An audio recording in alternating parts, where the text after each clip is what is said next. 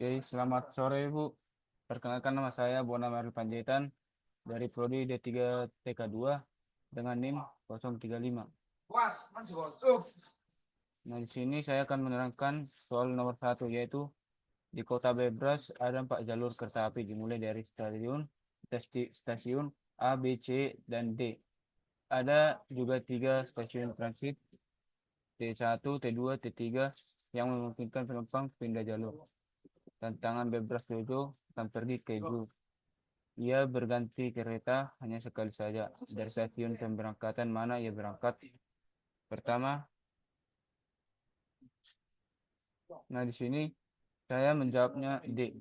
Karena berdasarkan gambar stasiun D, memiliki rute yang memungkinkan Bebras Jojo untuk pergi ke Zoo dengan satu kali pergantian di salah satu stasiun transit misalnya T1, T2, T3 dan Bebras Jojo dapat langsung berpindah jalur yang langsung menuju Zoo. Nomor 2, Bob bekerja di stasiun pusat kota dan jam kerja dimulai pukul 8. Bob terlambat. Untuk setiap 15 menit terlambat, ia harus membayar denda sebesar 10.000. Misalnya, jika ia tiba sebelum pukul 8:15, maka ia tidak denda. Jika ia datang pukul 8:12, 8:20, maka ia akan denda sebesar 10.000. Pagi ini, Bob ketiduran dan tiba di stasiun keberangkatan pukul 8:08. Kereta mana yang harus diambil Bob agar walaupun terlambat tetap paling murah dendanya? Yang saya jawab yaitu Wirawiri. Mengapa Wirawiri? Karena dari pilihan jawaban yang ada, Wirawiri cepat ekspres biasa. Biasa. Kita memiliki kereta Wirawiri yang memungkinkan memiliki jadwal keberangkatan atau perjalanan yang singkat, sehingga Bob bisa tiba sebelum 8:15. Atau hanya sedikit terlambat untuk meminimalkan denda karena ini mungkin kereta tercepat yang bisa diambil pada waktu tersebut. Soal nomor 3. Ada 2 stand kios penjual es krim warna-warni dengan 4 warna es krim. Dan es krim titik-titik. Es krim pada stand pertama dibuat dengan mengikuti instruksi sebagai berikut. 0. Mulai dengan corong kosong. 1. Ambil warna secara sembarang, random. Tambahkan 2 bulatan berwarna sama 2. Tambahkan 1 bulatan dengan warna berbeda. 3. Jika ia tingginya sudah sesuai dengan diminta, berhenti. Jika belum, kembali langkah 1. Es krim pada stand kedua mengikuti instruksi tersebut. Tantangan. Yang mana merupakan es krim stand kedua? Gambar yang tersedia hanya memperlihatkan beberapa susunan awal. Di sini saya menjawab D.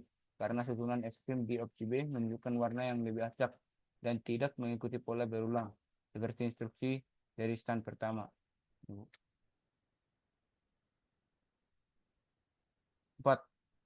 Ini ada peta. Berikut ini adalah peta untuk berjalan-jalan di Taman Bebras.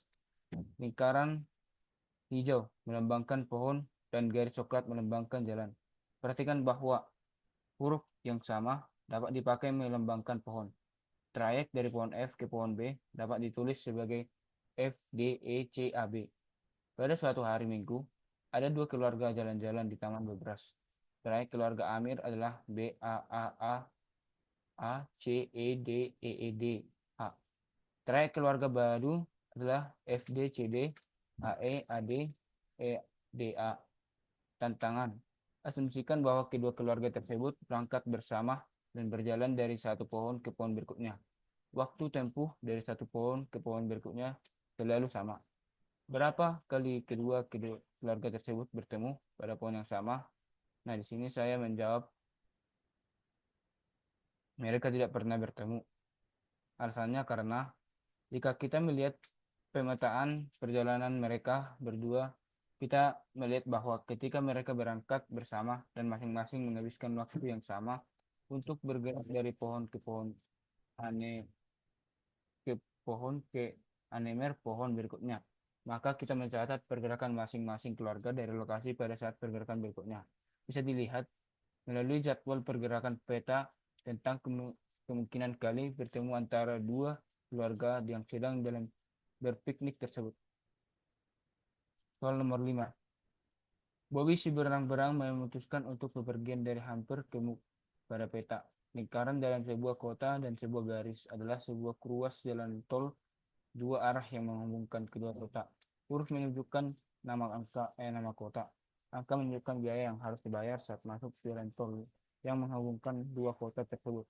Mob dapat berpindah arah saat ada sebuah persimpangan, tapi tetap harus membayar penuh jalan yang dimasukkannya. Misal, untuk bepergian dari kota B ke C dapat dipilih jalan sehingga membayar 24 sama dengan 18 ditambah 6. Tantangan. Berapa biaya paling murah dari hampir ke move? Isikan sebuah bilangan bulat. Di sini saya menjawab 41. Alasannya, pertama, lihat sebuah jalur dari hampir ke move. Catat biaya setiap jalur. Yang kedua, cari jalur dengan biaya terendah. Yang ketiga, kita tambah biaya tersebut di setiap ruas secara bertahap dan pilih jalur dengan total biaya paling rendah. Maka dari setiap ruas, maka biaya yang terendah ketika dijumlahkan adalah 41. Sekian hasil presentasi saya, Bu. Jika ada kata yang kurang tepat, mohon maaf. Terima kasih.